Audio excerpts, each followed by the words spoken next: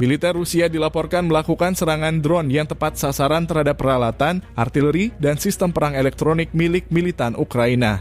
Berdasarkan informasi dari Telegram Kementerian Pertahanan Rusia, operator pesawat tak berawak Rusia berhasil melancarkan serangan yang akurat terhadap posisi musuh. Serangan ini menghancurkan peralatan dan artileri penting milik Ukraina, memberikan keunggulan taktis bagi pasukan Rusia di lapangan. Informasi ini menambah laporan tentang peningkatan intensitas konflik antara Rusia dan Ukraina.